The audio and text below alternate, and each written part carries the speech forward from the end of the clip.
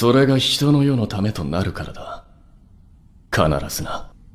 手に入れなければならぬものがある。しかし神はそれを拒否した。ならば奪うしかない。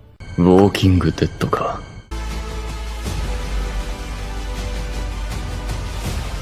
C'est un personnage qui, je pense, vous a déjà interpellé, Yuki Tsukumo. Elle est l'une des 3 exorcistes de classe S, et ce que j'aime bien avec ce personnage, c'est qu'elle opère à sa manière, et qu'elle ne laisse personne la diriger. Aujourd'hui, je me suis dit que ça serait intéressant de faire une vidéo sur elle, de parler de son histoire, de ses capacités, comme on fait d'habitude. En tout cas, j'espère que ça vous plaira. On est parti.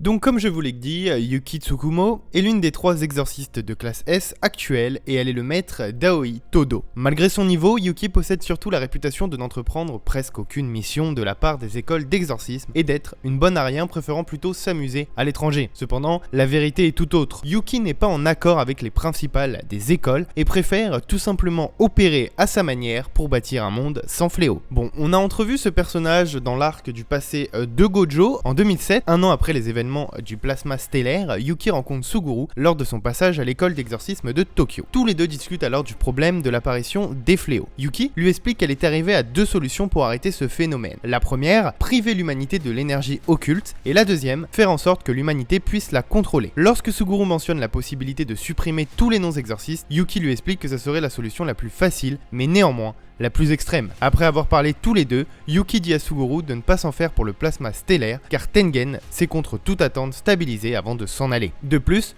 on a vu aussi que quand Aoi était en CE2, Yuki est apparu devant lui alors qu'il venait de tabasser un garçon plus grand que lui demandant quel était son type de femme. Yuki initia Aoi au monde de l'exorcisme, et c'est de là d'où vient sa célèbre phrase. Bon, maintenant, qu'est-ce que l'on sait de ses compétences? Bien qu'on ne connaisse pas encore exactement ses capacités, et qu'on ne l'ait jamais vu totalement en action, déjà ce qu'il faut qu'on se dise, comme ça on va mettre les bases, c'est que comme c'est un exorciste de classe S, ça la définit déjà comme quelqu'un qui peut vaincre des fléaux de classe S, ou du moins rivaliser avec eux. Et on sait aussi que c'est le mentor quand même d'Aoi Todo, qui est un exorciste de classe 1, donc voilà, ça nous met quand même une petite base pour savoir où se positionne son pouvoir, et se dire que elle est quand même assez cheatée, puisque elle est de classe S et elle est le mentor de Todo, donc ça nous permet d'avoir au moins une échelle sur où elle se positionne pour son pouvoir. Ce que l'on sait aussi, c'est qu'elle possède un territoire simple venu de la nouvelle école de l'ombre. Bien qu'on ne l'ait jamais vue en action, elle possède la technique du territoire simple de la nouvelle école de l'ombre, puisque c'est elle qui l'a transmis à Aoi. Le territoire simple, je vous l'avais déjà expliqué dans une vidéo, mais c'est une barrière magique entourant son utilisateur qui neutralise tous les effets d'une extension de territoire. Alors là où je me suis arrêté dans les scans, j'ai quand même vu antérieurement une partie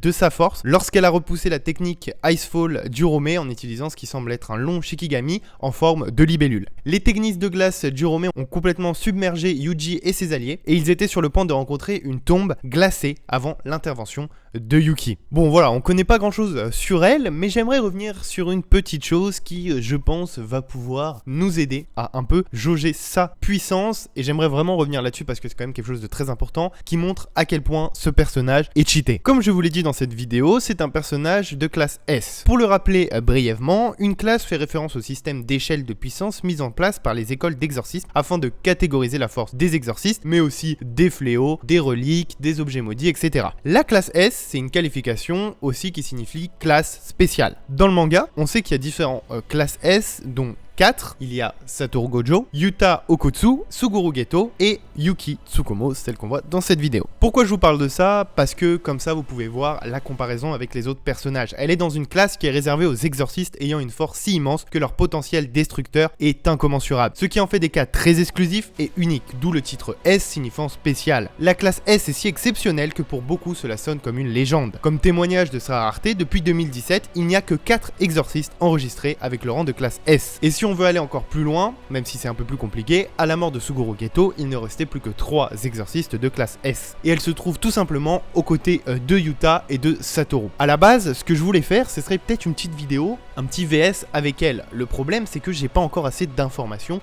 pour développer tout ça. Après, comme je vous le dis, je suis pas encore à jour sur les scans, j'ai pas mal de choses à faire, je vais passer 1 an aux États-Unis et donc j'ai beaucoup de préparation et déjà préparer les vidéos ça me prend énormément de temps, donc malheureusement j'ai pas encore le temps de mettre à jour sur Jujutsu Kaisen. Mais ce que je sais, c'est que c'est un personnage qui est très puissant, surcheaté, et j'ai hâte de voir ce qu'il va nous montrer par la suite. Quand je découvrirai un peu plus ses capacités, pour essayer de théoriser en faisant des vidéos VS, en vous en parlant encore plus, mais je voulais vous parler de ce personnage comme une vidéo plus d'information et de garder ce nom en tête. Gardez réellement ce nom en tête, puisque tous les personnages, tous les exorcistes qu'on a pu voir dans la classe S nous ont impressionnés et ont été très cheatés. Si ce personnage, dans le futur, a pour but de se développer, j'ai vraiment hâte de voir ça, parce que je pense qu'on peut assister à une vraie dinguerie. Voilà, c'est déjà la fin de cette vidéo, c'était une vidéo assez courte parce qu'on a peu d'informations sur ce personnage, mais voilà, je voulais vous faire un petit reminder, qu'on parle un peu de ses capacités, vraiment vous expliquer mon point de vue sur ce personnage et son importance qu'il va avoir dans l'histoire à cause de sa classe. Et oui, parce que être classe S dans Jujutsu Kaisen, ce n'est vraiment pas rien. En tout cas, j'espère que cette vidéo vous aura plu, merci d'être de plus en plus nombreux sur cette chaîne YouTube, n'hésitez pas à vous abonner, à liker et à partager cette vidéo. C'était Thibaut, allez,